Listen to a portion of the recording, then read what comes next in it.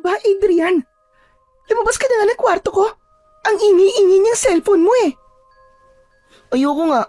Malamig kasi dito sa kwarto mo, Ate Abby. Patambay muna ako rito kahit isang oras lang. Buti ka pa nga may aircon ng kwarto mo eh. Sa akin wala. Hindi ba sabi ko sa'yo ay matutulog na ako? Nananadya ka ba talaga? Lumabas ka na sabi. Hindi ako makatulog ng dahil sa'yo eh.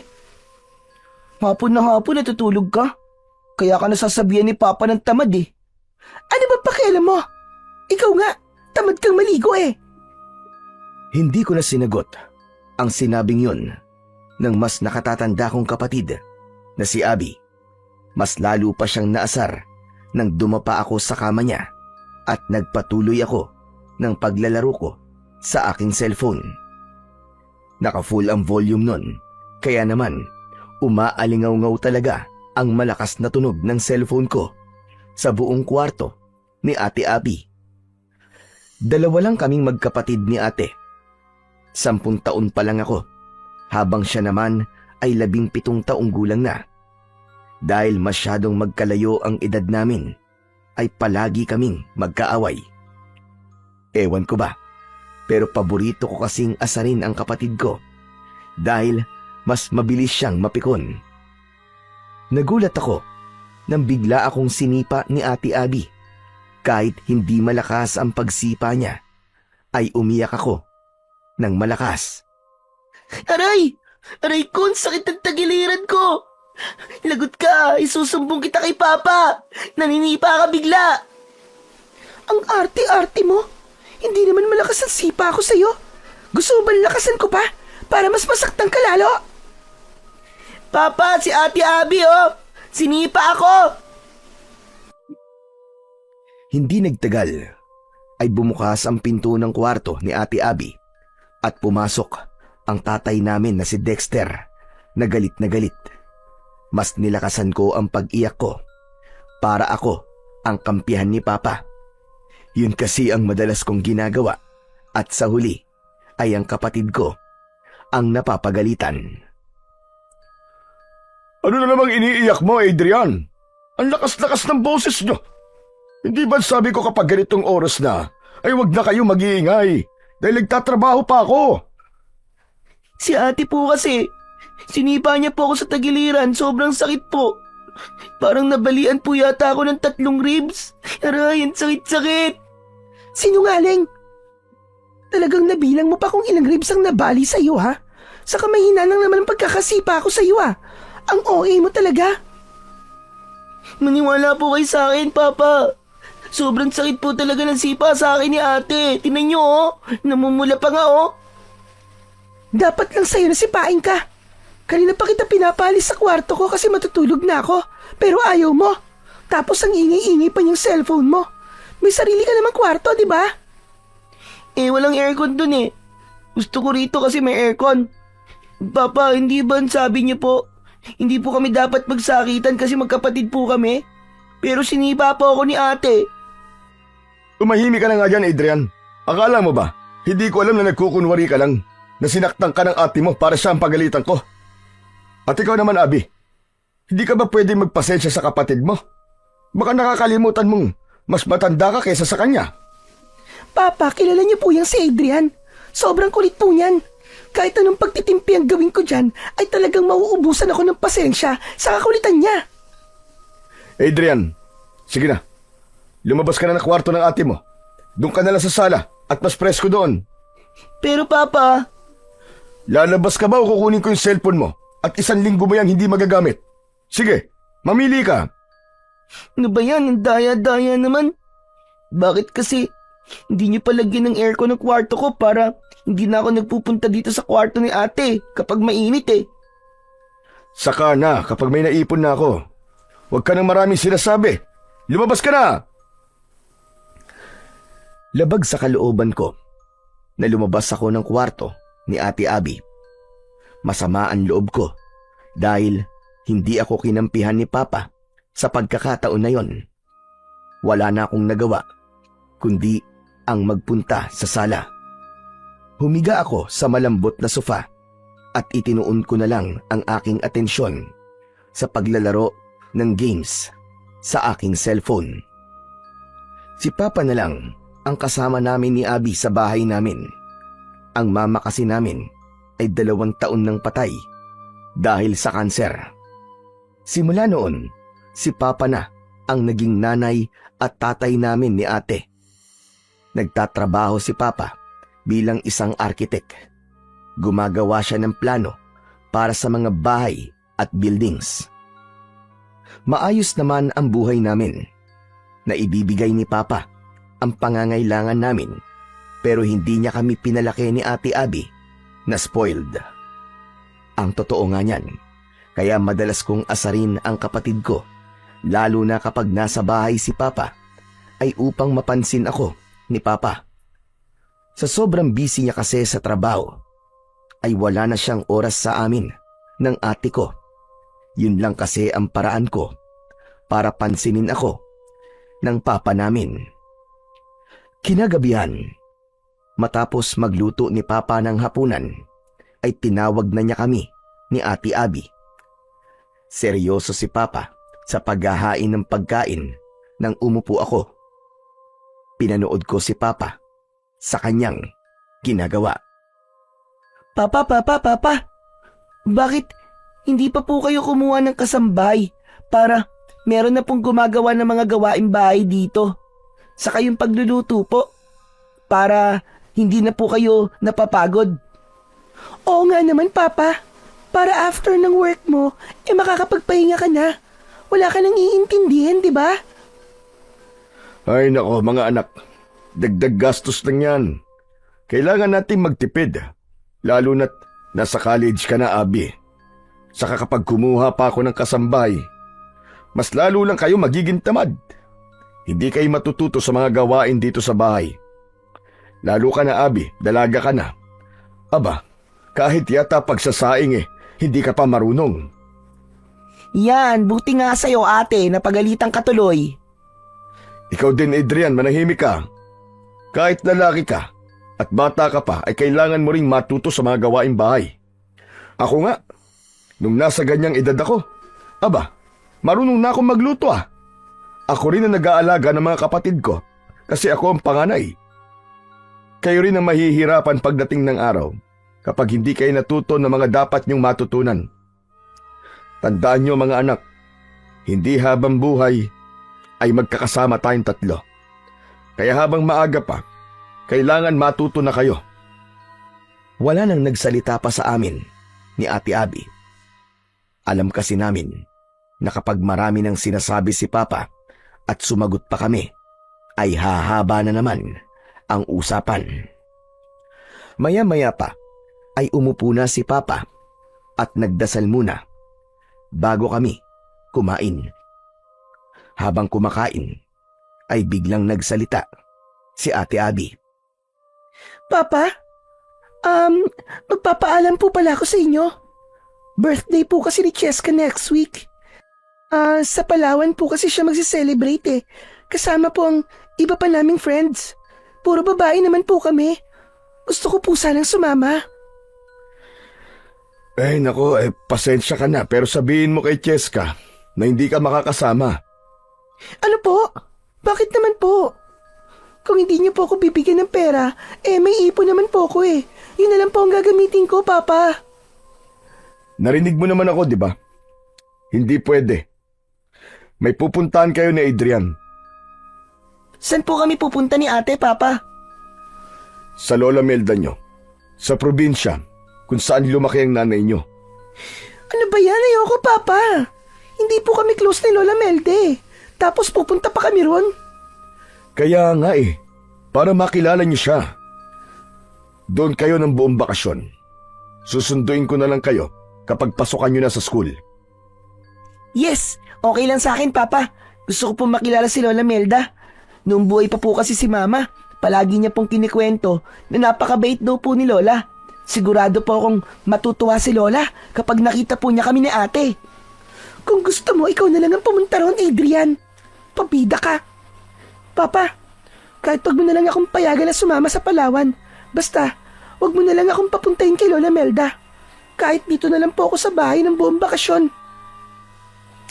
Hindi pwedeng masunod ang gusto mo sa pagkakataong ito, Abby. Naisip ko na kailangan magsama kayo ng kapatid mo sa ibang lugar at baka sakaling doon kayo magkasundo. Kay Lola Melda nyo, simple ang buhay. Walang TV, walang internet, at walang kuryente.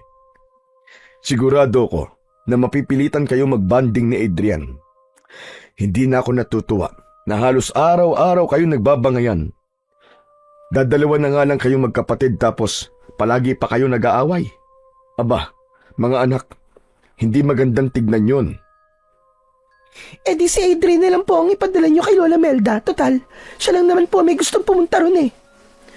Basta, buo na ang desisyon ko. Isa pa, ayaw mo bang makilala ang lola mo? Nanay siya ng mama nyo, kaya dapat ay maging malapit kayo sa kanya. Bukas ay ihahatid ko na kayo ron, kaya mag-empake na kayo pagkatapos nyo kumain. Papa, sa akin po wala naman pong problema eh. Maganda nga po yun kasi makakapunta po ako sa ibang lugar. Wala rin po akong pakialam kahit wala pong kuryente ron at internet. Nagsalita ang konting init ay sumisiksik sa kwarto kung may aircon. Alam mo ba ang ibig sabihin kapag walang kuryente ha? Ibig sabihin, walang aircon, walang electric fan. Hindi na kailangan ng electric fan o aircon sa lugar ng lola nyo. Mataas ang kinaroroonan ng baryo nila, kaya malamig doon kahit summer. Magiging komportable kayo ron. Naisama na ako ron ng nanay nyo ng isang beses. Kaya alam ko yan. Natawa ako sa naging reaksyon ni Ate Abby. Kulang na lang ay malukot ang mukha niya sa sobrang pagsimangot niya. Sa akin naman ay ayos lang talaga na pumunta kami kay Lola Melda. Marami kasing naikwento sa akin si Mama tungkol kay Lola Melda. Ang sabi niya ay napakabait ni Lola Melda kasi kahit hindi siya nito totoong anak, ay inalagaan at itinuring siya nito na parang tunay nitong anak. Kung hindi raw nakita ni Lola Melda si Mama sa gubat, ay malamang hindi nabuhay si Mama at wala rin kami ni Ate Abby sa mundo.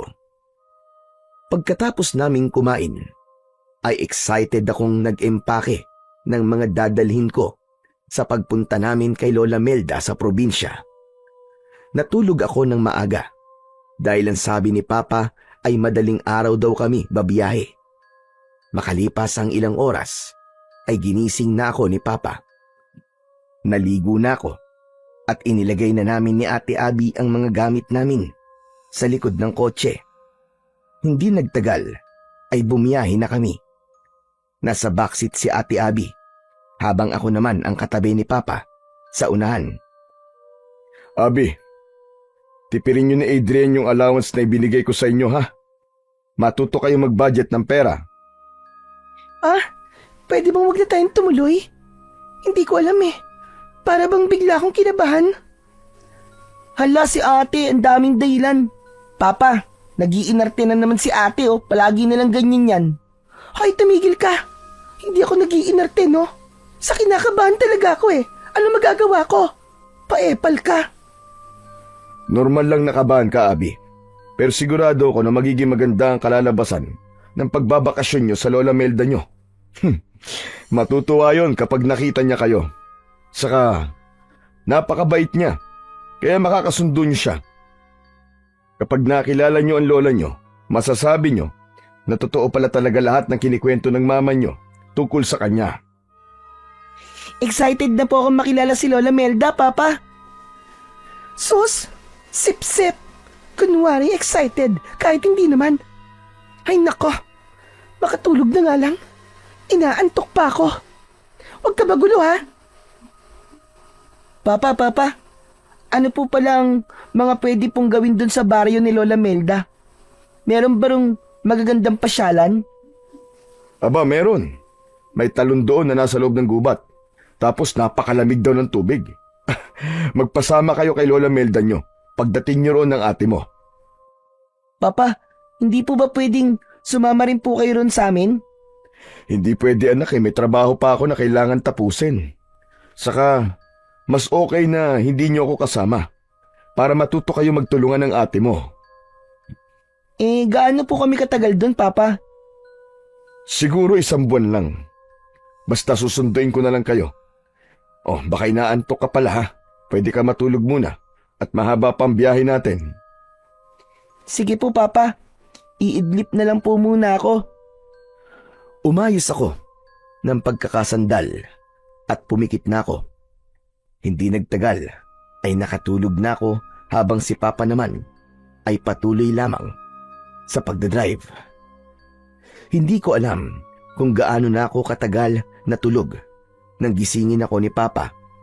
Aniya ay kakain daw muna kami. Bumaba kami at pumasok sa isang fast food restaurant.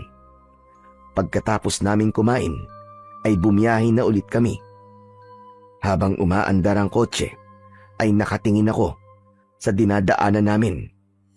Paunti ng paunti ang mga building na nakikita ko. Pagsapit ng hapon ay puro kabahayan na ang nakikita ko sa labas. Hanggang sa pataas na ng pataas ang aming dinadaanan. Papalubog na rin ang araw ng oras na yon. Papa, malapit na po ba tayo? Oo, malapit na. Siguro mga kalahating oras na lang. Ang sakit na po ng katawan ko. Pwede bang bumalik na lang po tayo sa bayan? Maghanap na lang po tayo din ng hotel na matutulugan. Bukas na lang po tayo pumunta sa bahay ni Lola Melda. Hindi pwede. Kailangan ko rin makabalik sa Maynila bukas ng umaga eh. May importanteng meeting kami. Kaya pagkatid ko sa inyo sa lola nyo, aalis na rin ako kaagad. Makalipas nga ang kalahating oras ay pumasok na ang sasakyan namin sa isang liblib na baryo. Napakadilim at tahimik doon. Hanggang sa ihinto na ni Papa ang sasakyan sa tapat ng isang kubo. Oh mga anak, nandito na tayo. Yang kubo na nasa tapat natin ay ang bahay ng Lola Melda nyo. Hindi na ako bababa At baka kapag nakita ko ng lola nyo mapakwento pa ako Kailangan kong bumiyahe kagad pabalik. Papa, sasama na lang ako sa inyo pabalik, please. Ano ba naman, Abby? Napag-usapan na natin yan, di ba? Isipin mo na lang na para sa inyo to ni Adrian. Para magkasundo kayong dalawang magkapatid. Basta, huwag kayo magpapasaway sa lola nyo ha. Matanda na siya, kaya huwag niyo siyang bibigyan ng sakit ng ulo. Tumulong kayo sa mga gawaing bahay. O sige na, bumaba na kayo. Mag-iingat kayong dalawa ha. Oo nga pala. May isang box ng grocery sa likod. Dalhin niyo na rin yun para may pagkain kayo. Wala nang nagawa si Ate Abby, kundi ang bumaba ng kotse. Sumunod ako sa kanya at kinuha na namin ang mga gamit namin sa likod ng sasakyan, pati na ang box na sinasabi ni Papa. Pagkatapos magpaalam ni Papa sa amin, ay umandar na paalis ang kotse. Hindi muna kami umalis sa aming kinatatayuan dahil sinundan namin ng tingin ang papalayong sasakyan. Buisit ka! Kasalanan mo to Kung di mo lang sana ako palaging inaasar, hindi tayo dadali ni Papa rito. Tignan mo, walang signal ang phone ko rito. Diyos ko, ano ba yan?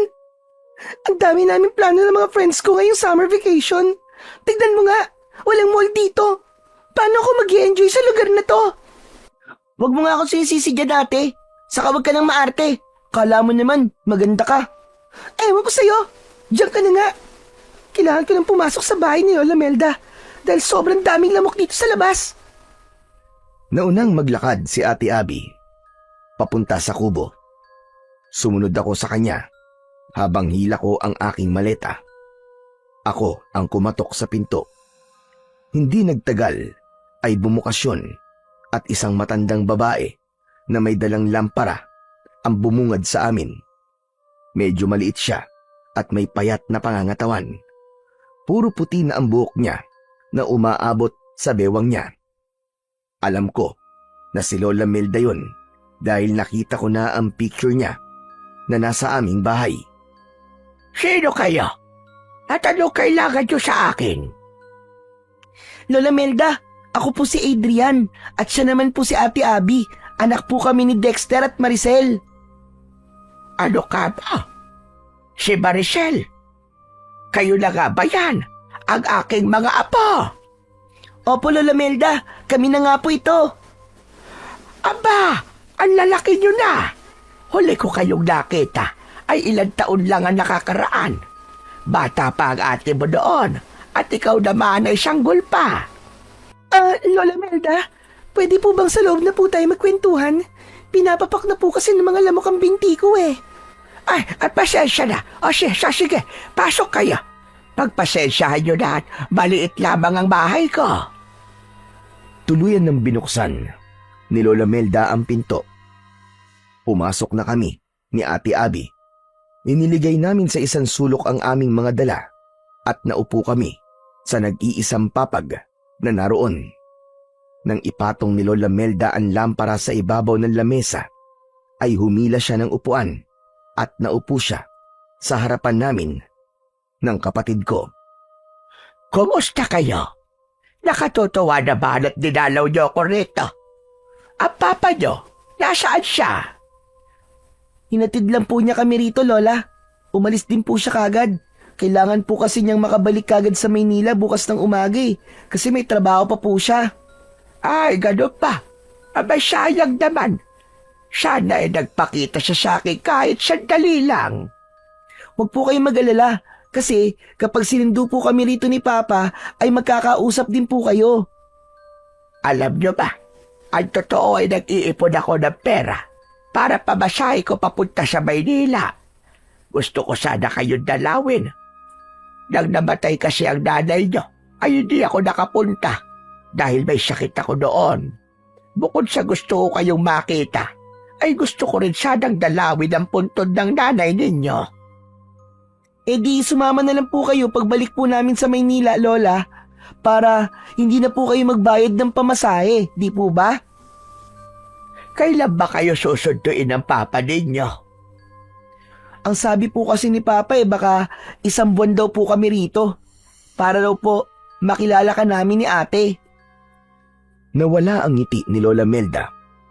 Biglang naging seryoso ang mukha niya hanggang para na siyang natatakot.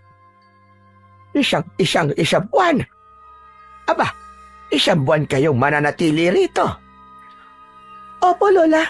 Ito po kasing si Adrian. Palagi po akong inaaway at inaasar. Napuno na po si Papa sa pag-aaway namin. At ang naisip niya pong solusyon para magkasundo po kami ni Adrian ay dalhin po kami rito. Para raw makapag-banding kami ni Adrian. As if makikipag-banding ako dyan, no? Mas gugustuhin ko pa nakausapin ng mga ibon at manok dito kesa dyan sa kapatid ko. Hindi rin naman kita gustong kausapin, ate. Parehas lang tayo ng nararamdaman. Talaga? Sandali lang. Huwag kayo mag-away. At isa pa, hindi kayo maaaring magtagal dito. Kailangan ninyong umalis kagad. Ang akala ko naman ilang araw lang kayo rito. Hindi ko alam na 1 buwan kayong mananatili dito sa aking bahay. Teka, may telepono ba kayo? Baka pwede niyo tawagan ang inyong tatay at sabihin na sunduin na kayo kagad ngayon. Hala, bakit, Lola? Ayaw niyo po ba kaming makasama ng matagal? Hindi naman sa ganun na po. Ang totoo niyan gustong-gusto kayong makasama na matagal. Pero hindi sa lugar na ito. Hindi kayo maaaring magtagal dito. Abi, ilabas mo na ang inyong telepono at tawagan mo kagad ang tatay mo. Lola, simula po nang dumating kami rito ay wala na pong signal ang cellphone ko. Ano ka ba? Signal? Signal po. Kailangan po ng signal para makatawag po ako kay Papa. Kaya hindi ko po siya matatawagan.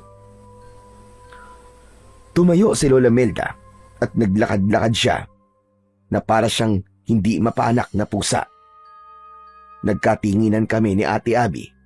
Nagtaka ko sa ikinikilos ni Lola. Hindi ko maintindihan ang sinabi niya na gusto niya kaming makasama ng matagal pero hindi sa lugar na yon. Tahimik lang kami ng ate ko. Maya-maya pa ay tumigil na sa paglalakad si Lola Melda. Kung ganon, ay wala na pala tayong magagawa, kundi ang hintayin na sunduin kayo ni Dexter. Pero napakatagal lang 1 buwan. May magiging problema po ba kung magtatagal po kami rito, Lola? Malaki.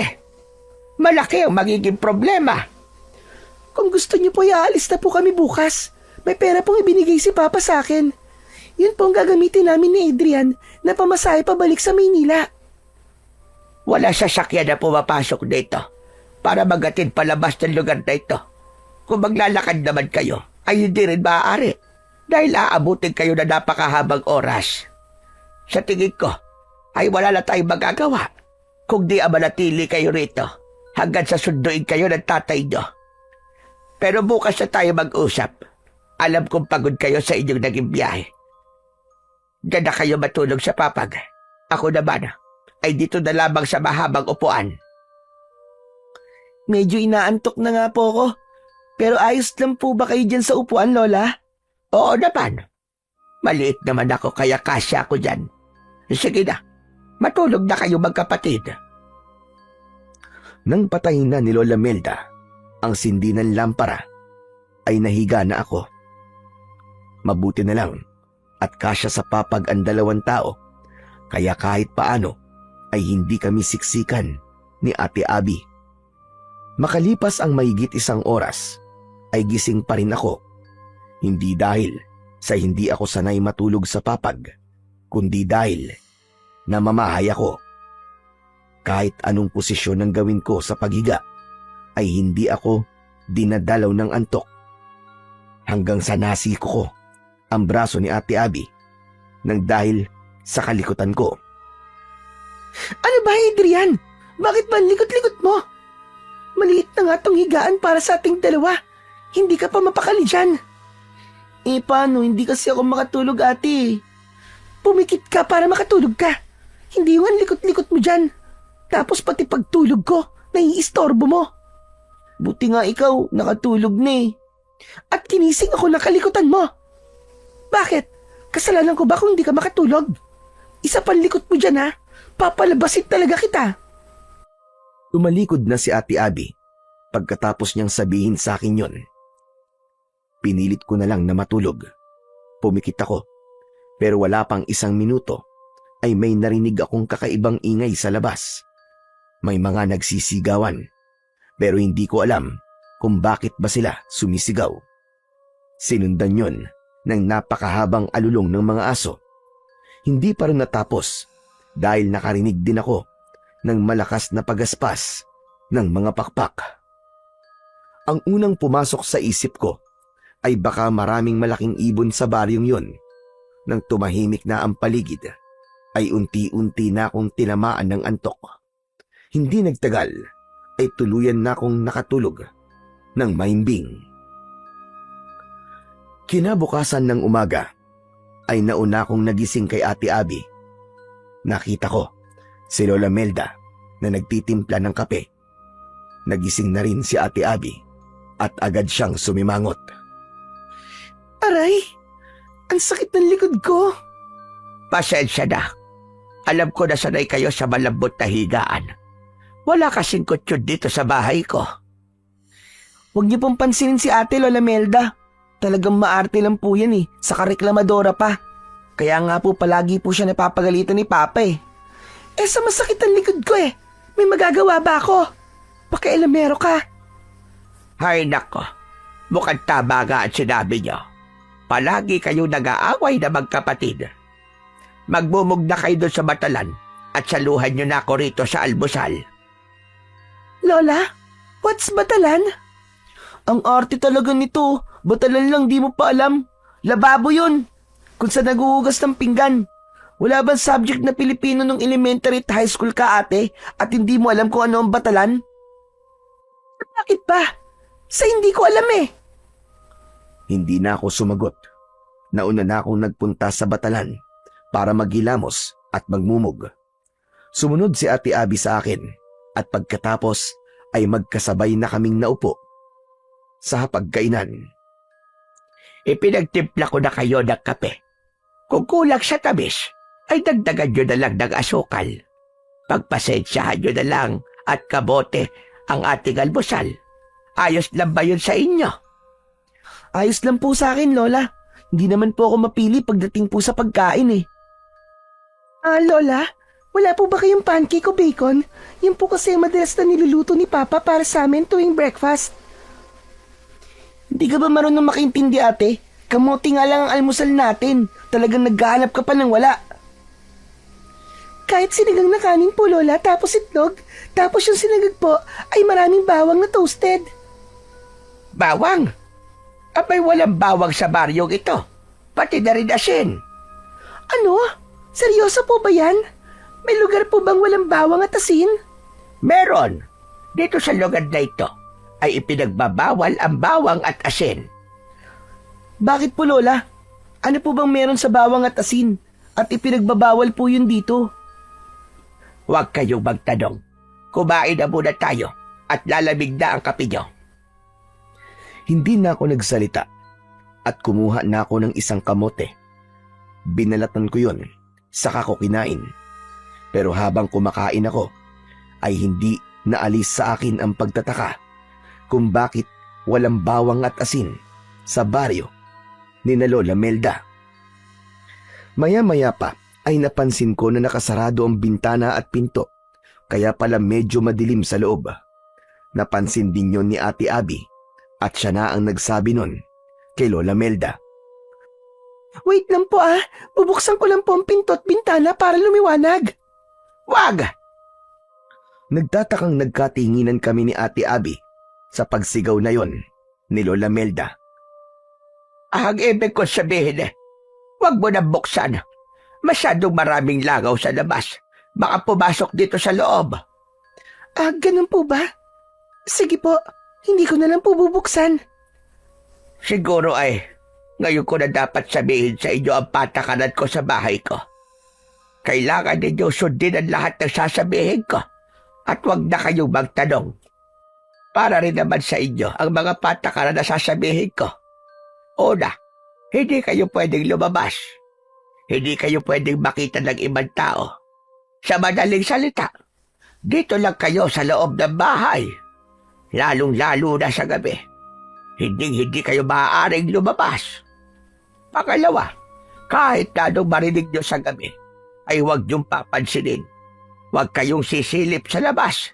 At kung may makikita kayong kakaiba, huwag niyo rin pansinin. At ang paghuli, ayokong magtatanong kayo ng kung ano-ano dahil wala kayong sagot na makukuha sa akin. Gawin niyo ang lahat ng sinabi ko at magiging ligtas kayo sa lugar na ito. Wait lang po, Lola. Ibig po bang sabihin ay hindi kami makakapamasyal ni Adrian? As in, dito lang po kami sa loob ng bahay sa loob ng 1 buwan? Ganon na nga. Hindi kayo maaaring lumabas. Pero ang boring naman po nun. Buti po sana kung may TV kayo rito o kaya internet connection. Pero wala eh. Anong gagawin namin dito? Hindi ba sabi ko ay huwag na kayong magtanong. Sundin nyo na lang ang sinabi ko dahil para rin yun sa inyong kapakanan. Pero bakit po? May hindi ba magandang nangyayari sa lugar na to at bawal kaming lumabas at makita ng ibang tao? Gaya na sinabi ko, Abe, huwag na kayong magtanong. Sige na. Tapusin nyo na ang pagkain nyo. Hindi na kami nagsalita pa ni Ate Abby. Nang magkatinginan kami, ay alam ko na iisa ang nasa isip namin. Nagtataka kami sa mga patakarang sinabi ni Lola Melda. Hindi ko akalain na sa loob ng 1 buwan ay doon lang kami sa loob ng bahay niya. Para sa akin ay hindi ganoong bakasyon ang iniisip ko. Ang buong akala ko pa naman ay makakagala kami sa lugar na yon. Pero base sa mga sinabi ni Lola ay mukhang hindi yon mangyayari. Pagkatapos naming mag-almusal ay nagpaalam sa amin si Lola Melda.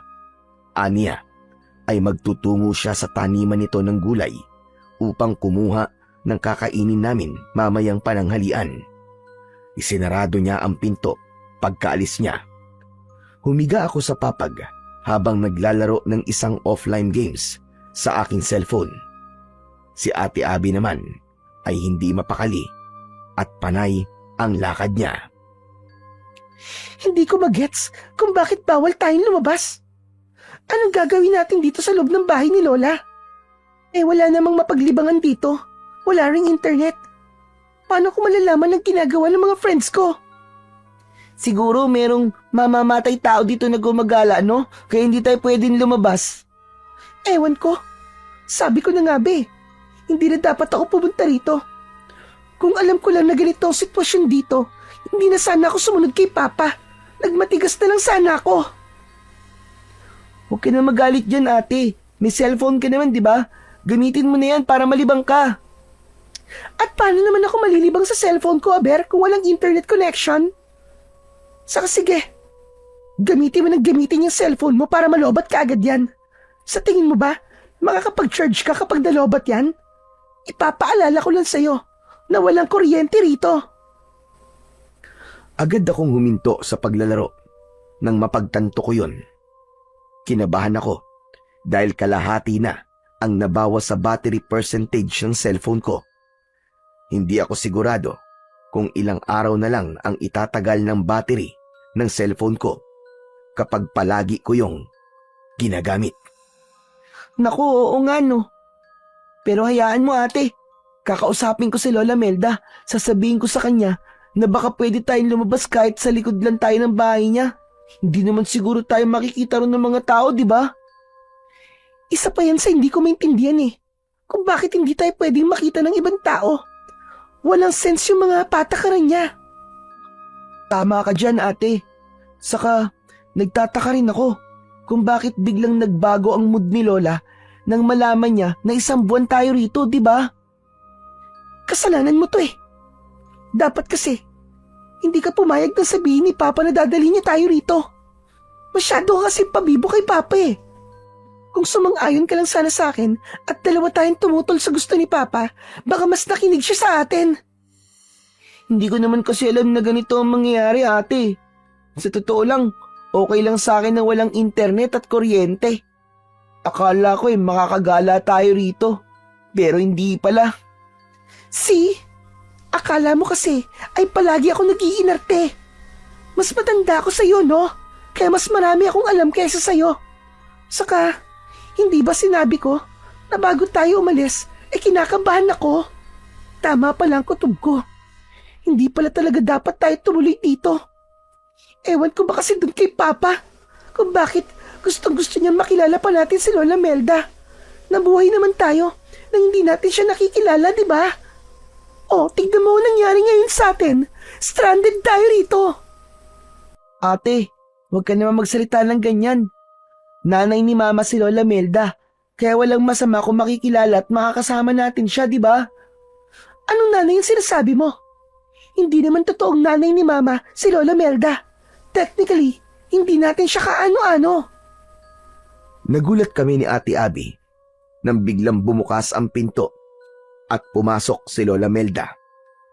Namutla si Abby dahil seryoso ang muka ni Lola habang bitbit niya ang isang basket na may nakalagay na mga gulay.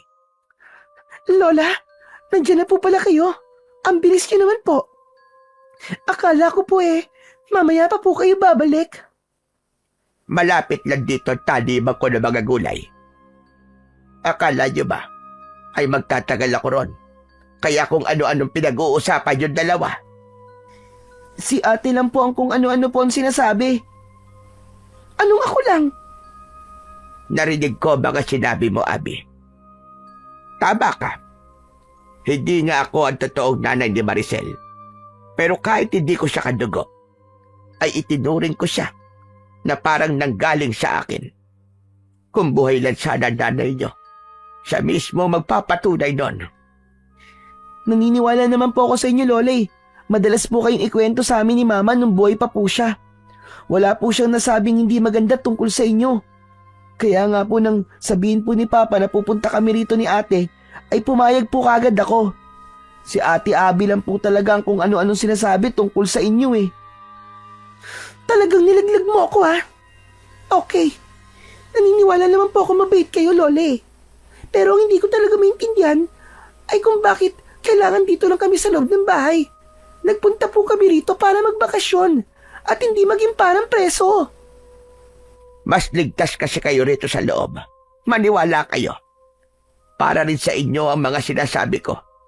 Sundin niyo na lang ako para walang masamang mangyari sa inyo. Eh bakit nga po bawal kami lumabas? Ano po bang meron sa labas? Huwag na kayong magtanong. Gawin niyo na lamang ang sinasabi ko. Mas maganda po kung maiintindihan namin ng kapatid ko kung bakit bawal kami lumabas. Kaya please naman, Lola, sabihin niyo na po sa amin ang dahilan. Mas mabuting hindi niyo na lamang malaman. Mamaya na tayo mag-usap at lilinisin ko pa ang mga gulay na kinuha ko. Diretsong naglakad si Lola Melda sa batalan habang nagkatinginan kami ni Ate Abby.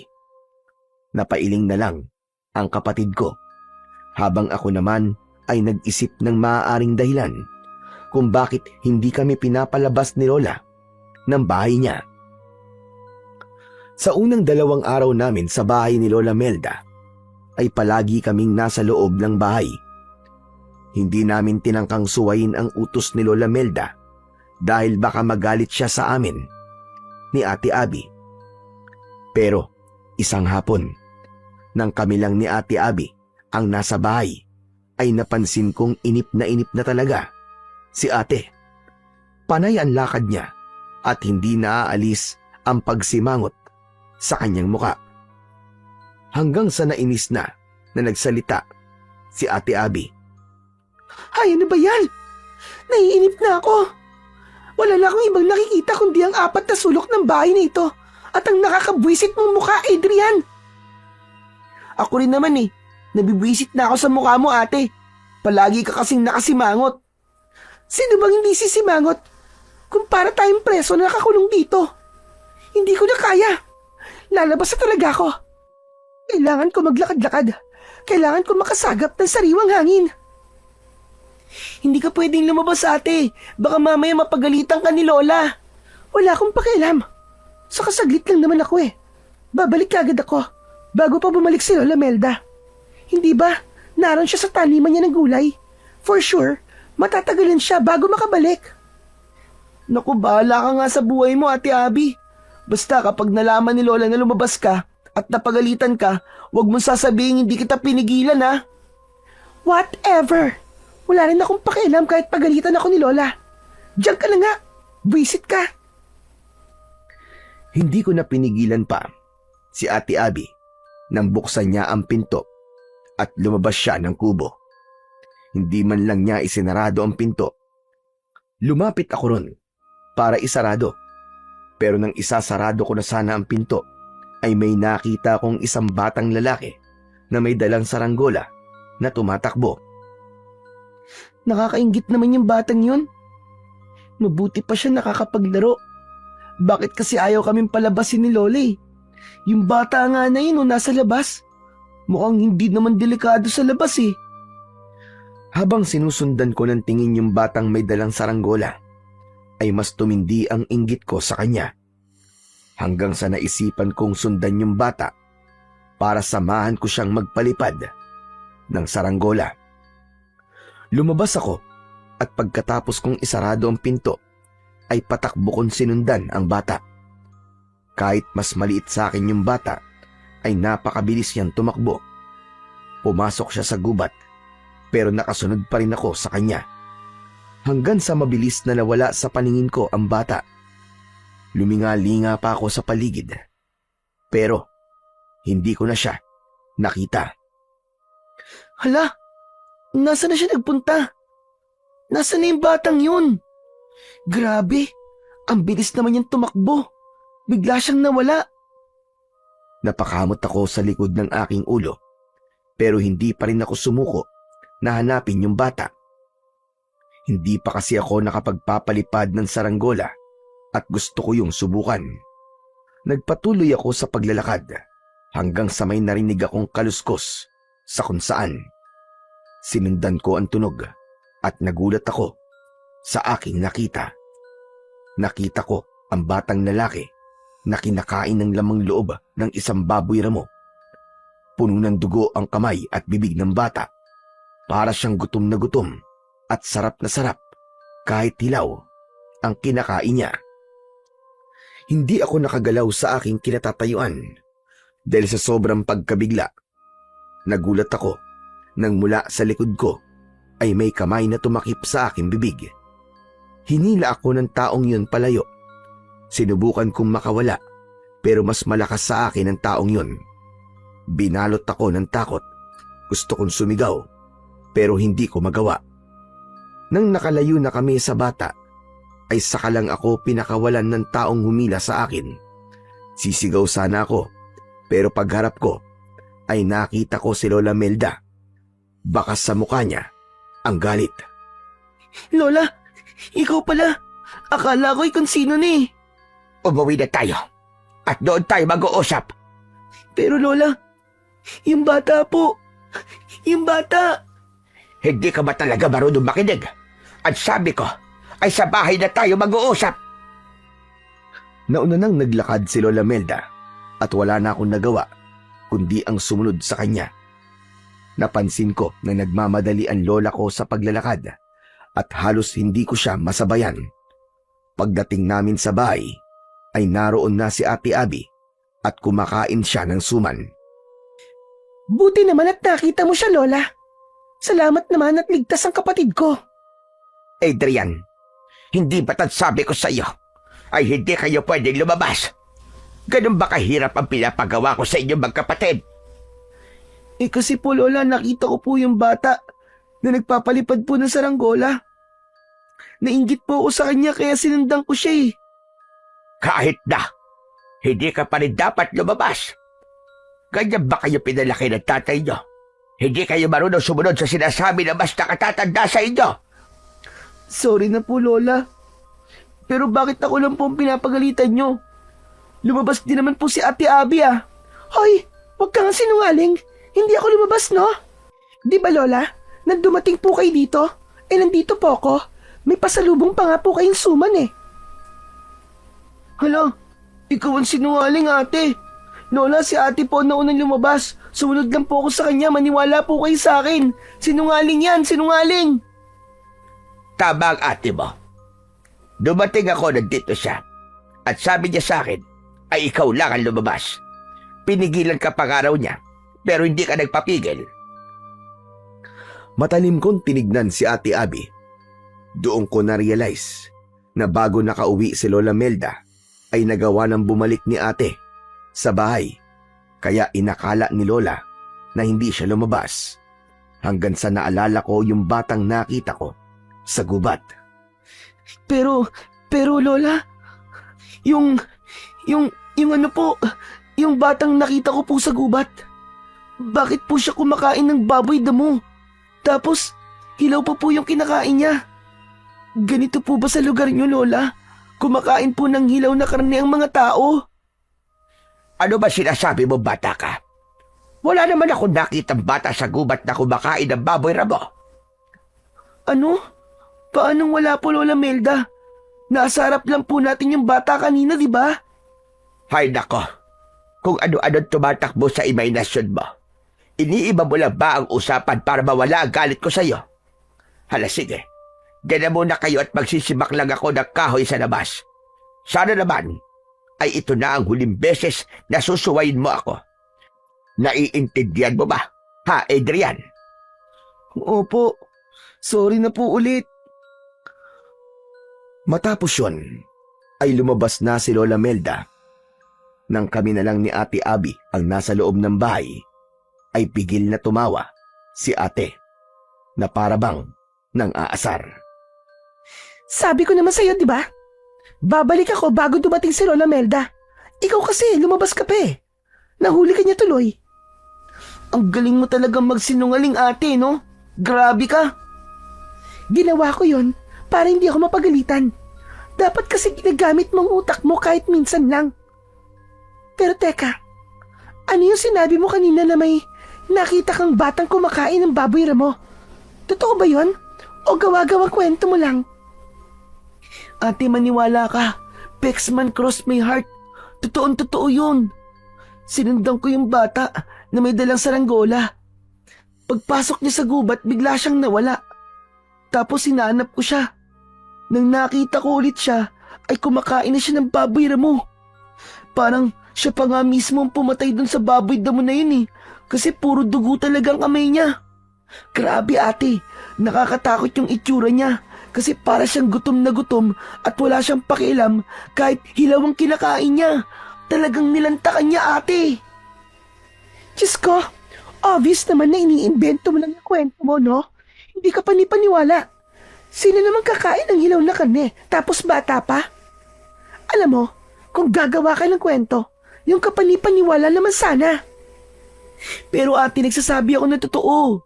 Hindi ako nag-iimbento lang, maniwala ka ate. Kahit nga si Lola hindi naniniwala sa iyo eh. Ako pa kaya? Bahala ka nga kung ayaw mo maniwala. Basta, nagsasabi ako na totoo. Maarting inirapan ako ni Ate Abby. Itinuon niya ang kanyang atensyon sa kanyang cellphone habang ako naman ay napaisip kung totoo o hindi ba ang aking nakita. Pero sa huli, alam ko sa sarili ko na hindi yun isang imahinasyon. Alam ko sa sarili ko na totoong totoo ang nangyari. Ang ipinagtataka ko lang ay kung bakit may batang kumakain ng hilaw na karne sa baryong yon. Kinagabihan, ginisang gulay ang inihain ni Lola Melda sa amin. Nang tikman ko yon, ay hindi ko naiwasan ang mapasimangot.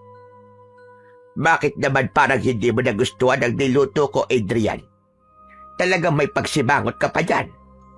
Eh kasi po, wala pong lasa yung niluto nyo eh. Kahit po yung mga niluto nyo nung mga nakaraang araw, wala rin pong lasa. Talaga po bang wala po kayong asin sa baryong to? Hindi ba sinabi kong wala? Hayaan mo na at masustansya ang pagkain kapag walang asin. Saka, kulang po sa flavor ang mga luto nyo, Lola. Sorry po pero nagsasabi lang po kami ng totoo. Mas masarap po sana itong niluto nyo kung nagisa po muna kayo ng bawang. Iba po kasi talaga kapag may nilagay pong bawang sa ginisang gulay. Huwag na kayo magreklamo, magkapatid. Magpasalamat na lang kayo dahil meron kayo kinakain. Ang iba nga dyan ay nagugutom at nakukontento na lamang sa mga pagkaing nakikita nila sa basurahan. Nagsasuggest lang naman po kami, Lola. Kung ayaw ninyo ng luto ko, ay magbukas na lamang kayo ng dilata sa mga dala niyong pagkain. Wala namang problema. Sorry po, Lola. Hindi naman po namin iniinsulto ang luto nyo eh. Nagsasabi lang po kami ni ate kung paano nyo po ito mapapasarap. Ganyan luto na ang nakasanayan ko rito. Kaya magtiis kayo. Hindi na kami nagsalita pa ni Ate Abby. Naramdaman ko noong mga oras na yon na nasaktan si Lola sa mga sinabi namin tungkol sa luto niya. Kaya kahit walang lasa ang ginisang gulay na yon, ay kumain pa rin ako at ipinakita ko kay Lola Melda na nasasarapan ako sa pagkain, kahit ang totoo ay hindi. Pagkatapos ng hapunan, ay naghugas na kami ni ate ng mga pinagkainan namin. Si Lola Melda naman ay inayos na ang aming tulugan. Nang lumabas na si Lola Melda, ay doon ko na kinausap si Ate Abby. Ate, ano kayang dahilan kung bakit walang bawang at asin sa baryong to, no? Malay ko, dito ba ako nakatira para masagot ko yung tanong mo? Ang sungit-sungit mo naman. Nagtatanong lang naman ng tao eh. Hindi ko naman sagot okay? Pero sigurado ako na may malalim na dahilan kung bakit walang bawang at asin dito. Ano palang nangyari ate nung lumabas ka? Saan ka pala nagpunta nun? Wala naman. Nagdakad-lakad lang ako. Umuwi na kagad ako kasi ang sama ng tingin sa akin ng mga taong nakakita sa akin Para bang gusto nila akong saktan. Grabe, ang creepy nila. As in.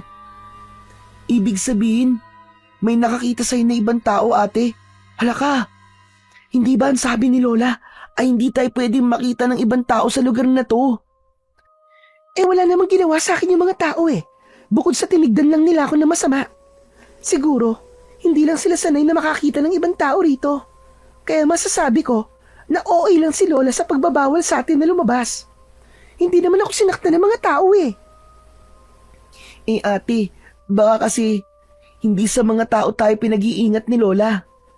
Saan naman? Sige nga, sabihin mo.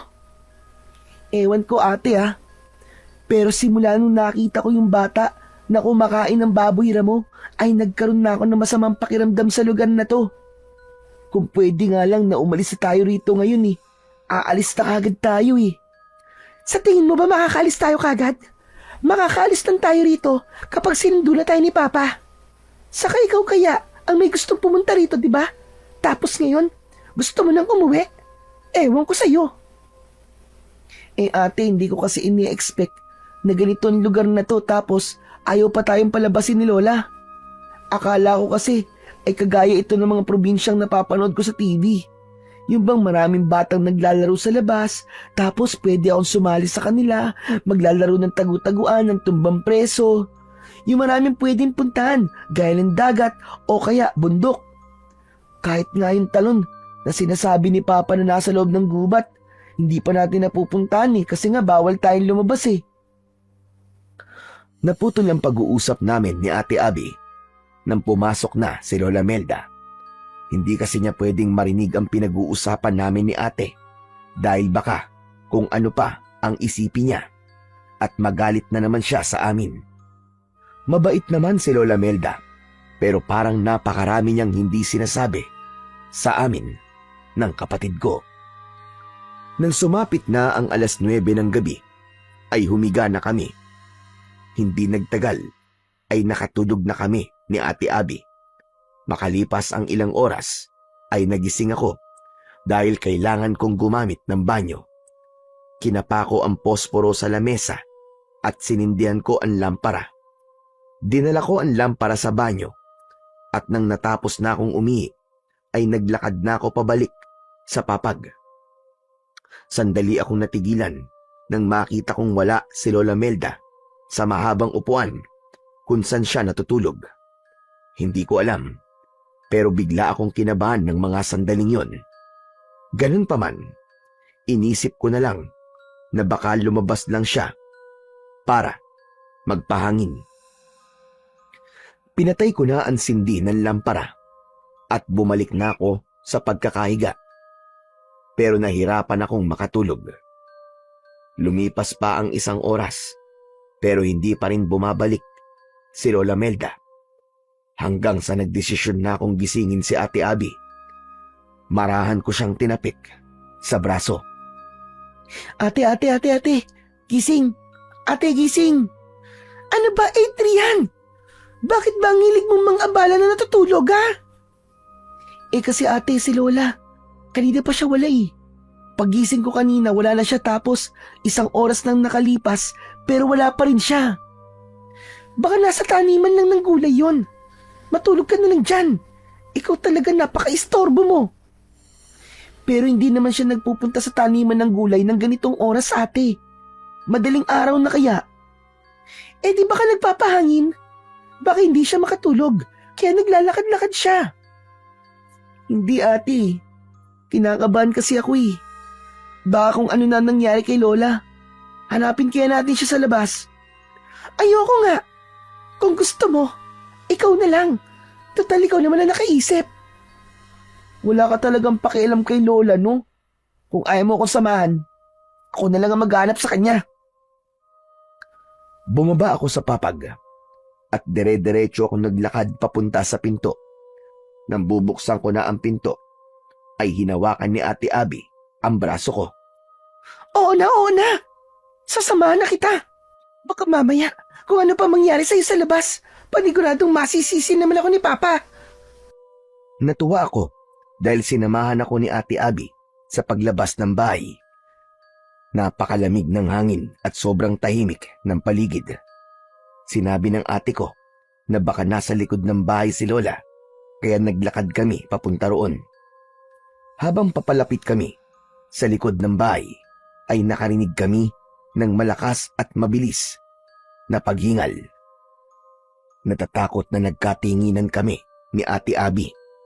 Sumenya siya sa akin na wag akong maingay. Naging maingat ang aming pagakbang habang nakasandal kami sa dingding ng kubo. Pagsilip namin ay nakita namin sa likod ng kubo ang isang nilalang na nakatalikod sa amin. Nakaluhod siya at para siyang may kinakain na kung ano. Dahil madilim ay hindi namin masabi kung si Lola Melda ba yun. Ang sigurado lang kami ay isa yung matandang babae na may magulong buhok na kulay puti. Lola Melda, ikaw ba yan? Mabilis na lumingon ang nilalang. Sabay kaming napasigaw ni Ate Abby nang makita namin ang nakakatakot na itsura ng nilalang. Puno ng dugo ang bibig at kamay nito. Matutulis ang kanyang mga ngipin at mabalasik ang kanyang muka. Para siyang isang halimaw na hindi namin maintindihan kung ano talaga siya. May hawak ang nilalang na patay na manok at yun ang kinakain niya. Hinawakan ni Ate Abby ang kamay ko at hinila niya ako pabalik sa loob ng kubo. Mabilis niyang isinarado ang pinto.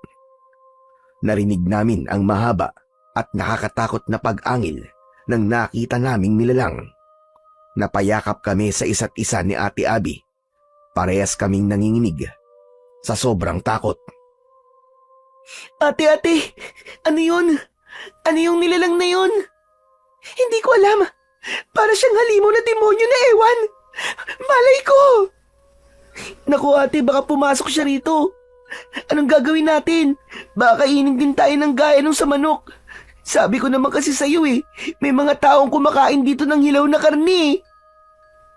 Pero, parang hindi tao yung nakita natin. May tao bang ganun ang mukha? Ate, natatakot ako. Baka makapasok siya rito. Baka kainin tayo nun. Biglang bumitaw si Ate Abby sa akin sa pagkakayakap. Hindi ako papayag na saktan niya tayo kung papasok siya rito. Kailangan nating lumaban sa kanya. Gawin natin ang lahat. Ano? Paano natin lalabanan yun, Ate Abby? Hindi ba nakita ang mga ngipin at kuko niya? Ang tutulis, parang mga kutsilyo. Nagmamadaling nagpunta si Ate Abby sa kusina. Kumuha siya ng 2 patalim at ibinigay niya sa akin ang isa. Ate, anong gagawin natin sa kutsilyong to? Siguro magluluto tayo. Ipagluluto natin yung halimaw kapag nakapasok siya rito. Ewan ko sa'yo. Siyempre, para hindi niya tayo kainin, lalabanan natin siya. Gagamitin natin ang kutsilyo na to para ipagtanggol ang sarili natin. Kung kinakailangan patayin natin siya, ay papatayin natin siya. Pero ate, masama ang pumatay, di ba? Baka makulong tayo nun. Ayoko makulong. Kahit na ikaw ang papatayin, masama pa rin ba yun? Saka huwag ka mag-alala. Kung mapapatay man natin ang halimaw na yun, ay hindi tayo makukulong. Dahil ipagtatanggol lang natin ang ating sarili. Self-defense ang tawag doon. Kaya lakasan mo ang loob mo, Adrian. Kailangan mong maging matapang. Naunang pumwesto si Ate Abby sa harapan ng pinto. Tumabi ako sa kanya. Nanginginig pa rin ako nang dahil sa sobrang takot. Kahit malamig, ay tagaktak ang pawis sa aking muka. Maya-maya pa ay nakarinig kami ng yabag ng paa sa labas. Palapit yon ng palapit sa pinto. Tumigil ang yabag sa harap ng pinto, kaya maigpit kong hinawakan ng kutsilyo. Tinignan ko si Ate Abby.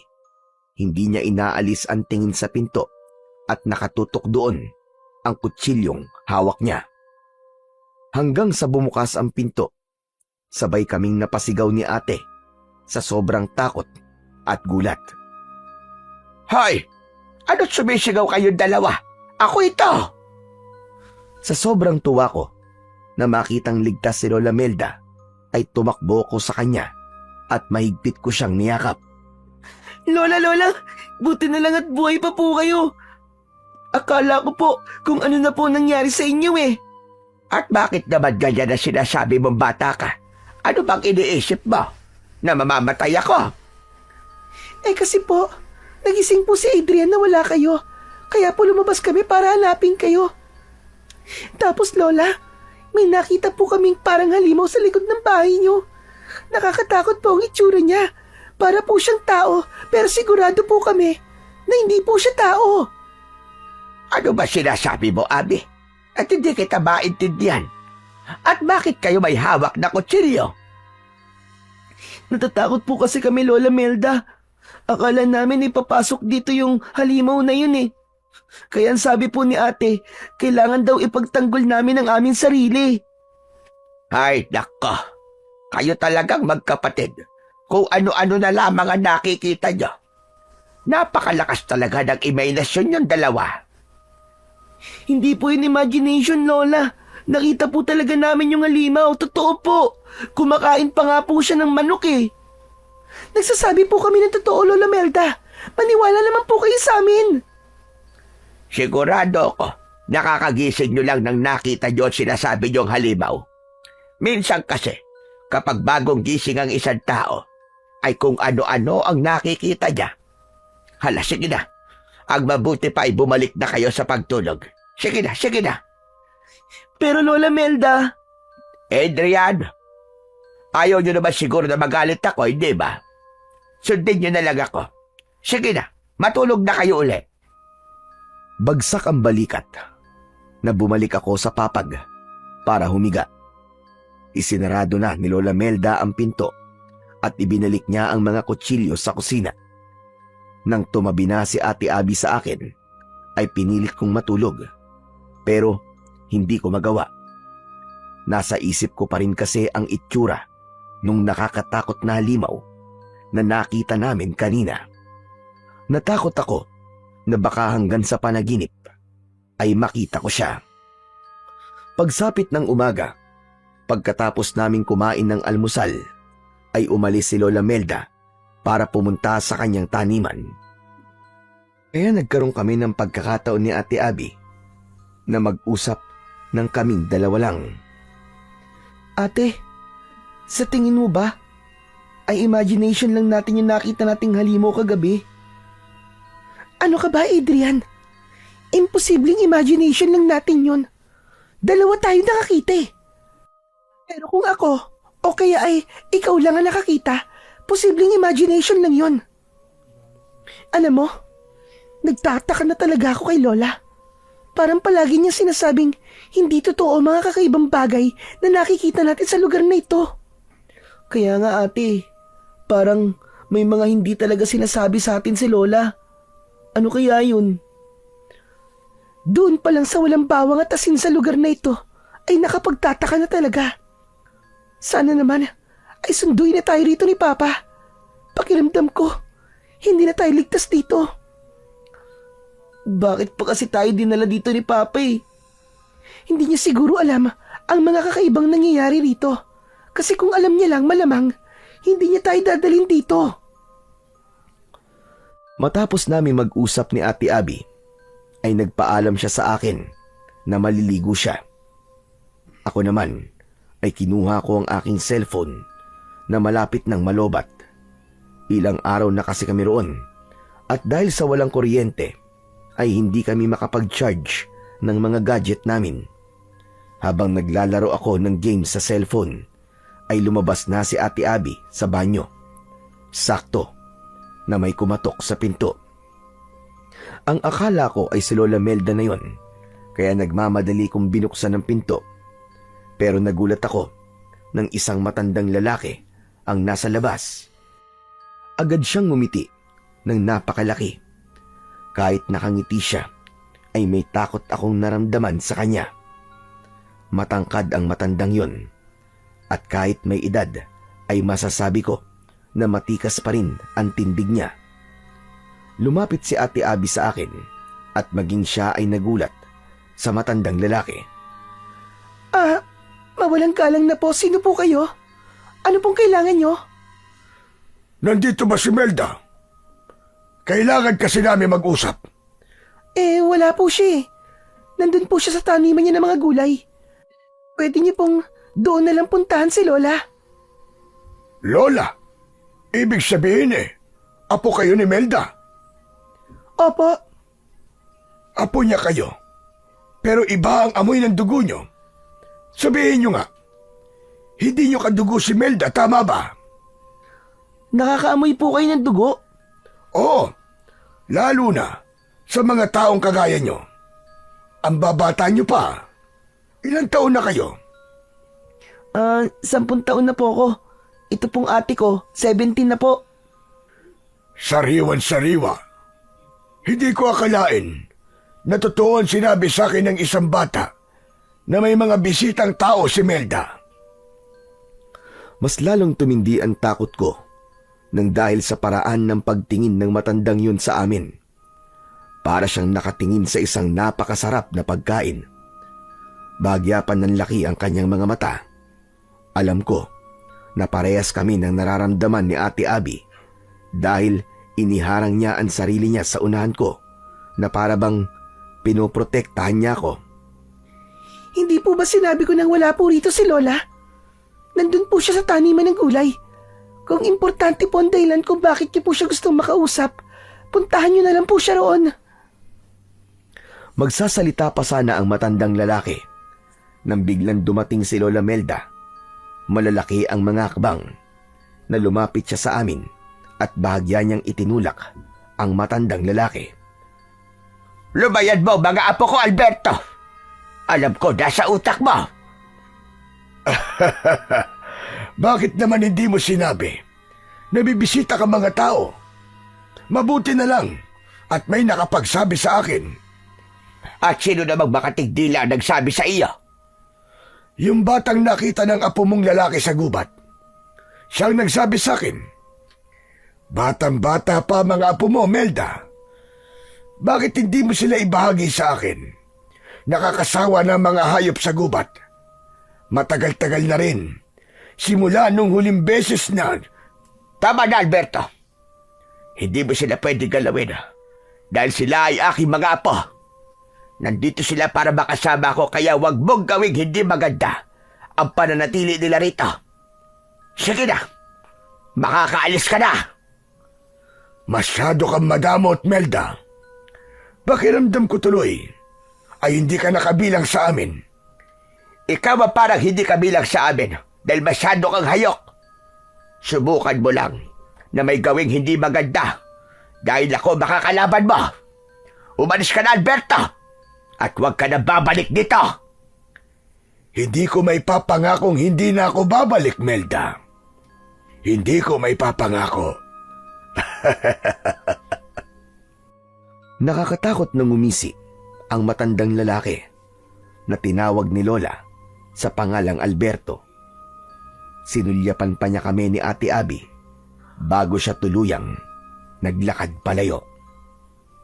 Nang wala na si Alberto, ay pumasok na si Lola Melda at agad niyang isinarado ang pinto. Ramdam na ramdam ko ang labis na tensyon niya dahil habol niya ang kanyang paghinga. Bakit niyo pinagbuksan ng pinto si Alberto? Bakit? Naku, sorry po Lola. Akala ko po kasi kayo po yun eh. Kumatok lang po kasi siya at hindi po nagsalita. Lola, bakit parang takot na takot po kayo? Sino po ba ang Alberto na yon? Hindi niyo na kailangan malaman pa. Huwag na kayo magtanong. Basta, huwag na huwag kayo lalabas ng bahay ko kahit anong mangyari. Nagkakaintindihan ba tayo? Lola, sa tingin ko po, kailangan niyo na po sabihin sa amin kung ano ba talaga nangyayari. Pasensya na po. Pero, ramdam po namin ni Adrian na may itinatago po kayo sa amin. Hindi po biro ang mga sinabi ni Alberto. Anong ibig niya sabihin na bakit hindi mo kami ibahagi sa kanya? Lola, maaari pong bata pa kami, pero marunong na kami makaintindi. Kaya please lang po, sabihin niyo na po ang dapat naming malaman. Wow ate, ang galing mo ah. Para kang artista, para kang si Maricel Soriano ah. Pwede ba Adrian? Hindi ako nakikipagbiruan sa iyo ah. Seryoso ako ngayon. Tama ka. Tama ka, Abby. Oras na nga siguro para malaman niyo ang katotohanan. Total, alam na ni Alberto na nandito kayo. Kaya wala nang dahilan pa para maglihim ako. Mas makabubuti kung sa akin nyo na malalaman ng lahat kaysa sa iba. Itong baryo ito ng mga aswang. Lahat ng taong nakatira rito ay mga aswang. Kaya wala ritong bawang at asin. Ay dahil takot sa mga yon ang aswang. Lola, ang sabi ko ay ang totoo ang sabihin nyo. Bakit kayo gumagawa ng kwentong hindi naman totoo? Ang katotohanan na gusto nyo, hindi ba? Sinasabi ko na kung ano ang totoo. Kaya ako natakot nang malaman kong 1 buwan kayong mananatili rito. Ay dahil alam kong mahihirapan akong itago kayo sa mga aswang na kagaya ni Alberto. Si Alberto ay isang aswang na hayok sa laman at dugo ng tao. Hindi siya nakukontento sa mga ligaw na hayop sa gubat. Kaya mapangalib siya sa mga taong kagaya nyo. Ang sabi niyo po ay aswang ang lahat ng nakatira rito. Pero, bakit po kayo nandito? Yun ay dahil isa rin akong aswang. Kinilabutan ako sa sinabing yun ni Lola Melda. Nagtayuan ang lahat ng mga balahibo ko sa katawan. Hanggang sa napayakap ako kay Ate Abby. Sabay kaming napaatras nang dahil sa takot. Kung totoo po mga aswang, at isa kayong aswang, Lola Melda, ang ibig sabihin po ay papatayin at kakainin mo kami. Hindi ko yan gagawin sa inyo. Dahil mga apo ko kayo. Mahal na mahal ko kayong dalawa. Bakit ako maniniwala sa inyo? Eh hindi mo naman kami kadugo. Hindi mo totoong anak si Mama. Sinagot ko na ang bagay na yan dati pa, Abby. Kahit hindi ko kadugo ang nanay ninyo, ay totoong anak ang turing ko sa kanya. Kaya hindi ko kayang saktan ang mga anak niya. Isipin nyo nga, kung masama akong aswang at kumakain ako ng tao, sa tingin nyo ba ay mabubuhay na matagal ang nanay nyo? Hindi ba dapat nung nakita ko siya sa gubat, ay pinatay at kinain ko na siya? Oo, isa akong aswang. Pero hindi ako pumapatay ng tao, gaya ni Alberto. Hindi muna nagsalita si Ate Abby. Habang ako naman ay nakatingin lang kay Lola Melda. Parang nadurog ang puso ko nang magsimulang lumuwa si Lola Melda. Maniwala kayo sa akin, mga apo. Hindi ko kayo kayang saktan. Mahal na mahal ko kayo. Dahil sa tuwing nakikita ko kayong dalawa, ay parang buhay na buhay pa rin ang inyong ina. Naramdaman ko ang sinseridad sa lahat ng sinabi ni Lola Melda. Lumapit ako sa kanya at walang takot ko siyang niyakap. Naniniwala po ako sa inyo, Lola. Kasi matagal na po kami rito ni Ate.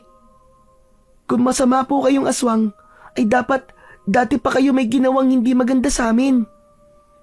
Sorry po kung nagduda po ako sa inyo. Natatakot lang po kasi ako eh. Naiintindihan ko kayo. Hindi ako galit sa inyo. Pero, paano po si Alberto? Paano po kung bumalik siya rito? Huwag kang mag-alala. Dahil gagawin ko ang lahat, kahit ialay ko pa ang sarili kong buhay, para lang maprotektahan kayong dalawa magkapatid. Nung inampun ko ang nanay nyo, ay ginawa ko ang lahat para protektahan siya mula kay Alberto.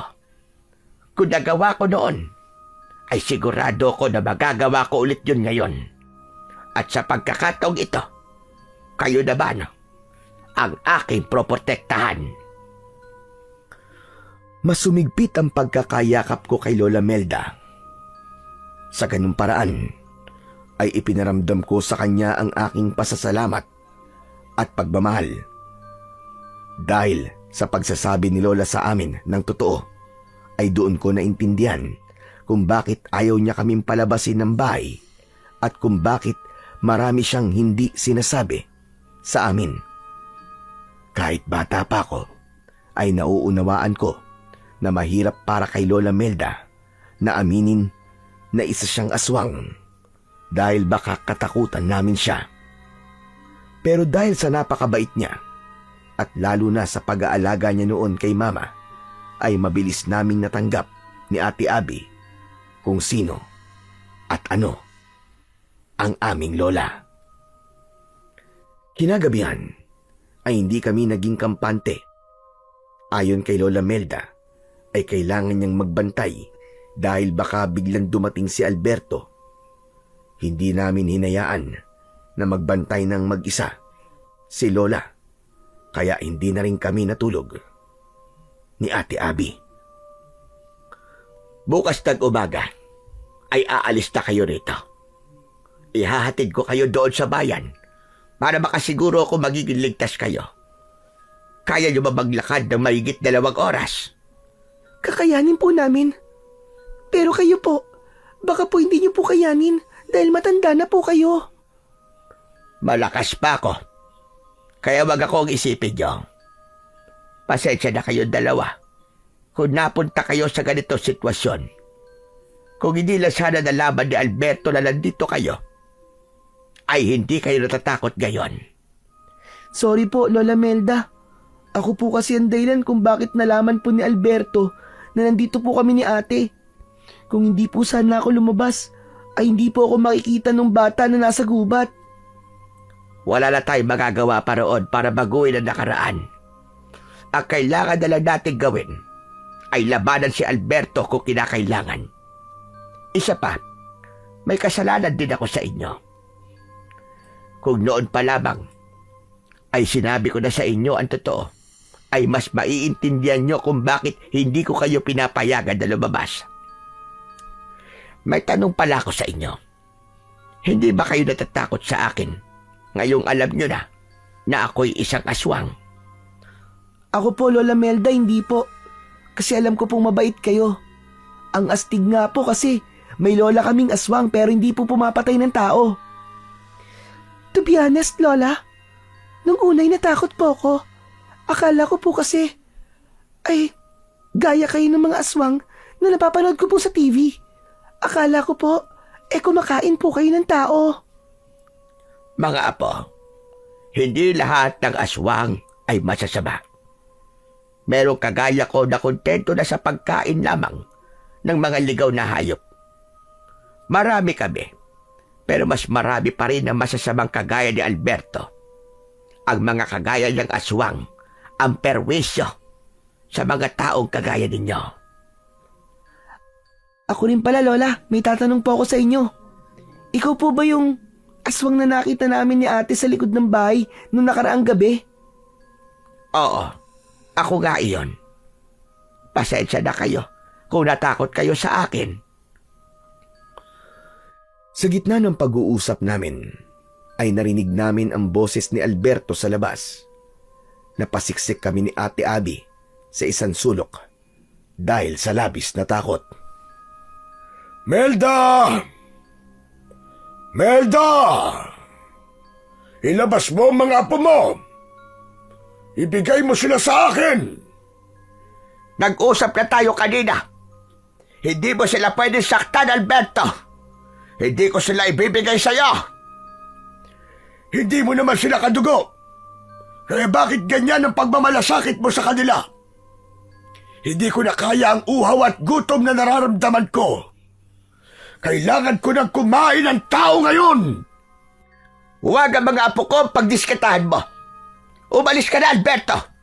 Dahil hindi ka magtatagumpay sa gusto mo mangyari. Biglang tumahimik sa labas. Nakiramdam ako, pero hindi ko na naramdaman ang presensya ni Alberto. Lola, umalis na po ba siya? Wala na po ba si Alberto? Hindi pa. Nararamdaman ko nasa labas pa rin siya, apo. Hindi talaga titigil ang hayop na yan. Hanggat hindi niya kayo nakukuha. Ano po ang gagawin natin, Lola Melda? Kinuha ni Lola Melda ang 2 kutsilyo sa kusina at ibinigay niya yun sa amin ni Ate Abby. Heto, gamitin niyo yan kung kinakailangan. Huwag kayo matakot at magdalawang isip. Nasaktan si Alberto. Dahil kung hindi niyo siya sasaktan, ay kayo at sasaktan niya. Pero huwag kayo mag-alala. Dahil nandito ako, mga apo. Poprotektahan ko kayo. Hindi ako papayag na may magyaring masama sa inyong magkapatid. Takot na takot akong hinawakan ng kutsilyo.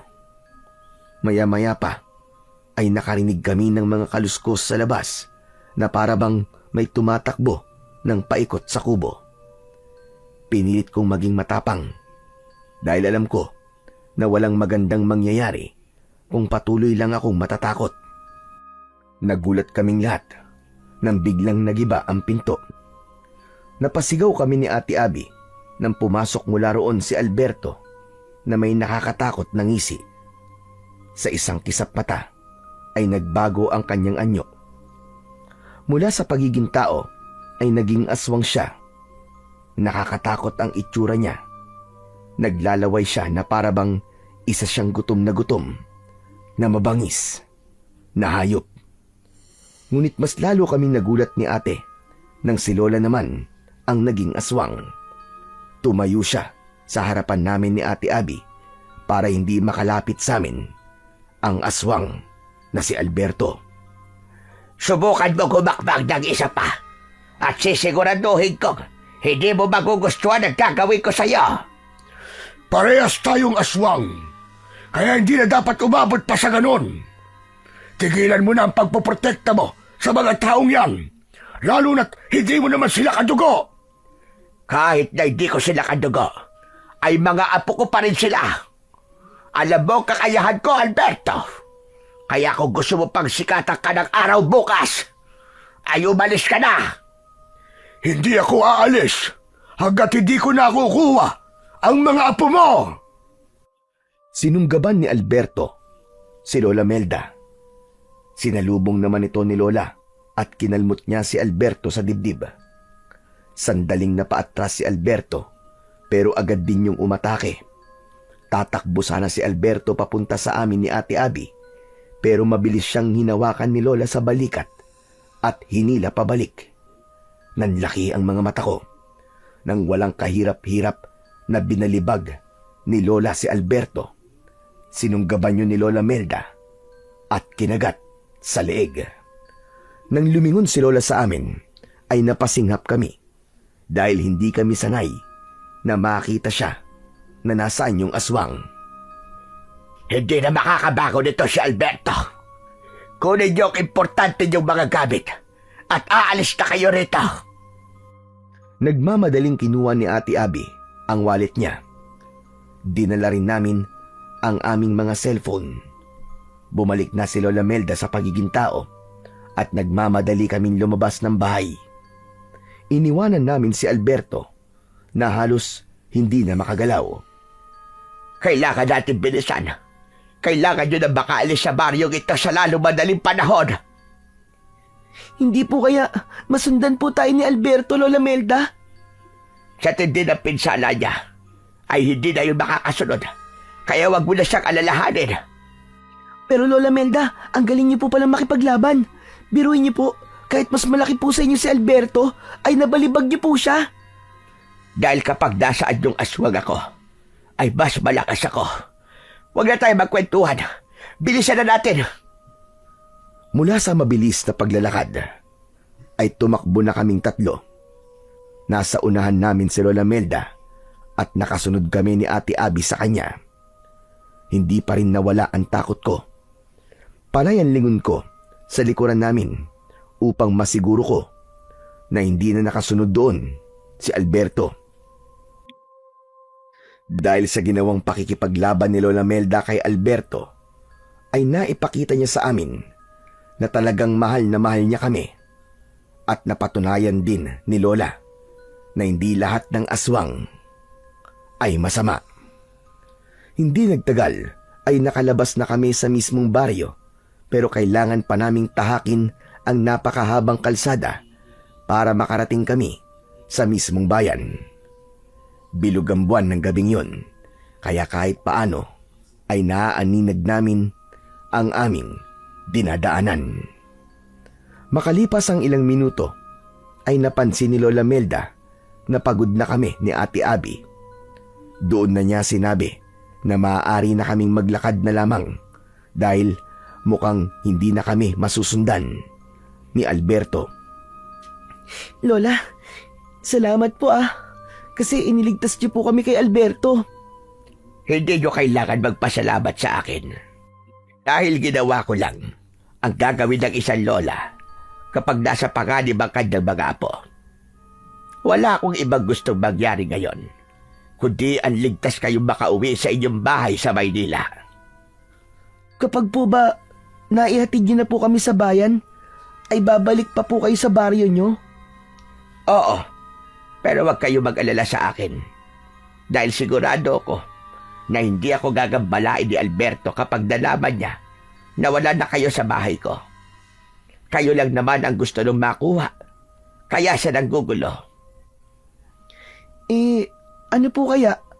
Kung sumama na lang po kayo sa amin, doon na lang po kayo tumira sa amin, Lola. Gustuhin ko man ay hindi maaari. Dahil ako ay isang aswang. May mga gabi na hindi ko kayang pigilan ang aking pagiging aswang dahil kailangan kong kumain ng sariwang karne ng hayop. Sigurado ko na kapag nalaman nyo ng mga tao sa inyong lugar, ay magiging malaking problema yon, hindi lang sa akin, kundi lalong-lalo na sa inyo. Biglang tumigil sa paglalakad si Lola Melda. Luminga siya sa paligid na para bang may nakikita siya na hindi namin nakikita ni Ate Abby. Lola, bakit po kayo minto? Si Alberto. Nararamdaman ko siya. Nasundan niya tayo. Mabilis kaming nagtago ni Ate sa likod ni Lola nang biglang lumitaw sa aming unahan si Alberto na nasa anyong aswang.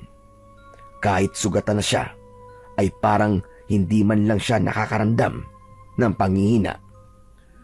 Agad namang nag-anyong aswang ulit si Lola Melda at inihanda niya ang kanyang sarili sa muling pakikipaglaban kay Alberto.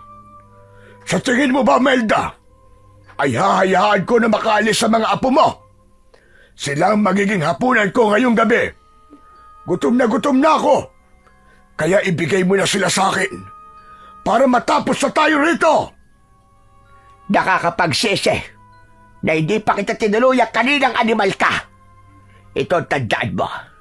Kailangan mo muna dumaan sa ibabaw ng aking bangkay bago mo makuha ang aking mga apo.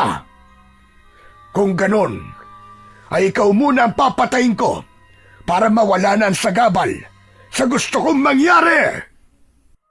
Sumugod ang aswang na si Alberto kay Lola Melda. Muli itong sinalubong ni Lola, pero nang malapit na sila sa isa't isa, ay bigla na lamang nawala si Alberto. Nagulat na lang kami nang sumulpot si Alberto sa likod ni Lola Melda at bumaon sa likod ni Lola ang matutulis nitong mga kuko. Mabilis na humarap si Lola Melda, pero sinalubong siya ng pagkagat ni Alberto sa balikat. Malakas na napasigaw si Lola Melda nang dahil sa labis na sakit. Umiiyak na kami noon ni Ate Abby dahil sa pag-aalala para sa aming lola. Kahit may hawak kaming kutsilyo, ay wala kaming lakas ng loob na labanan si Alberto dahil sa nakakatakot niyang anyo. Sinuntok ni Alberto sa sikmura si Lola Melda. Nanghihinang napaluhod sa lupa si Lola. Lola! Lola Melda! Tumakas na kayo. Sige na. Iwanan niyo na ako rito. Iligtas niyo ang mga buhay ninyo. Biglang niyakap ni Lola Melda si Alberto at kinagat niya yun sa leeg. Nagpumigla si Alberto pero hindi yun pinakawalan ni Lola Melda. Umalis na kayo habang kaya ko pang pigilan ang hayop na ito. Sige na mga apo. Umalis na kayo. Pero Lola, hindi ka po namin pwedeng iwanan. Huwag niyo akong intindihin. Kaya ko ang sarili ko. Bilisan niyo na. Umalis na kayo. Adrian, tara na. Sundin na lang natin ang sinasabi ni Lola. Labag man sa aking kagustuhan na iwanan si Lola Melda sa ganung sitwasyon, ay wala na akong nagawa kundi ang sumama kay Ate Abby sa pagtakbo palayo. Nalagpasan namin sina Lola Melda at Alberto na nagpapambuno. Ate, si Lola, baka kung anong mangyari sa kanya. Wala na tayong magagawa para tulungan siya. Kailangan nating iligtas ang ating mga sarili. Hindi ko napigilang lumingon at nanlaki ang mga mata ko nang makita kong binuhat ni Alberto si Lola Melda at ibinalibag sa gitna ng kalsada. Padapang bumagsak si Lola at hindi na siya gumalaw. Ngumisi si Alberto at mabilis siyang sumugod papunta sa amin. Ate! Si Alberto! Nagulantang si Ate Abby nang makita niyang palapit sa amin si Alberto. Ang buong akala ko ay tatakbo siya, pero iniharang niya ang kanyang sarili. Matapang niyang itinutok sa aswang ang hawak niyang kutsilyo. Huminto ang aswang ng ilang dipa ang layo sa amin at nakakaloko siyang tumawa.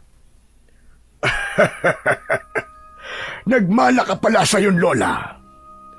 Parehas kayong matapang, ining. Pero kung inaakala mo na matatakot ako sa kutsilyo mo, ay nagkakamali ka. Huwag mong sasaktan ang kapatid ko. Huwag mo na subukan. Dahil hindi ka magtatagumpay. Kung gusto mo makakain ng tao, ay ako na lang ang kaunin mo. Hayaan mo na lang na makaalis ang kapatid ko. Hindi ikaw ang magdidesisyon kung sino ang kakainin ko sa inyong dalawa. Gusto ko kayong gawing hapunan ngayong gabi, kaya walang makakaligtas ni isa sa inyo. Mas lalo akong naluha dahil sa mga sinabi ni Ate Abby. Hindi ko kasi inasahan na kaya niyang isakripisyo ang sarili niyang buhay kahit palagi ko siyang inaasar at inaaway. Maya-maya pa ay biglang sumugod si Alberto sa amin. Napasigaw ako. Hinila ko si Ate Abby palayo pero ayaw niyang umalis sa kanyang kinatatayuan. Desidido na talaga siyang harapin ang aswang na si Alberto. Inakala ko nakatapusan na namin ni Ate Abby pero bigla kaming nakarinig ng magkakasunod na busina ng sasakyan sa likuran namin. Paglingon namin ay nakita namin ang sasakyan ni Papa na paparating. Dahil sa walang tigil na pagbusina ni Papa ay nakuha ko kagad ang ibig niyang sabihin. Hinila ko si ate papunta sa tabi ng kalsada. Kitang-kita ko ang malakas na pagbangga ng kotse kay Alberto. Sa lakas ng pagkakabangga sa kanya ay lumipad siya at bumagsak sa tabi ng kalsada kung saan ang gilid ay bangin. Pero hindi pa rin namatay si Alberto. Tumayo pa rin siya at bakas ang labis na galit sa mukha niya. Muli namang pinaandar ni Papa ang kotse at binangga nito sa pangalawang pagkakataon si Alberto na naging dahilan para mahulog siya ng tuluyan sa malalim na bangin. Nang bumaba si Papa sa kotse ay masaya kaming lumapit ni ate sa kanya. Maigpit namin siyang niyakap. Papa! Buti na lang at dumating ka. Akala namin mamamatay na kami ni ate. Mabuti na lang at sinunod ko ang aking kutob. Mangyaring kahapon pa kasi ako kinakabahan, kaya naisipan kong puntahan na kayo sa bahay ng lola nyo. Hindi ko naman akalain na ganito ang sasalubong sa akin dito. Sino ba ang lalaking yun? At bakit ganun ang itsura niya? Papa, aswang po siya. Ang totoo po niyan ay tumakas po kami sa kanya kasama po si Lola Melda. Teka, si Lola, kailangan po natin siya madala sa ospital. Nagmamadali naming nilapitan si Lola Melda na nasa anyong tao na. Ngumiti siya sa amin sa kabila ng mga sugat niya. Dexter, salamat naman at dumating ka. Ilayo mo na mga anak mo rito at huwag na kayong babalik dito kahit kailan. Kailangan po namin kayo madala sa ospital para magamot po mga sugat ninyo. Binuhat ni Papa si Lola. Inilagay niya si Lola sa backseat at sinamahan ko siya roon. Si Ate Abby naman ay sa unahan umupo. Nang umandar na ang sasakyan, ay doon ko nasabi sa akin sarili na ligtas na kami mula kay Alberto. Tinignan ko si Lola Melda at ngumiti ako sa kanya.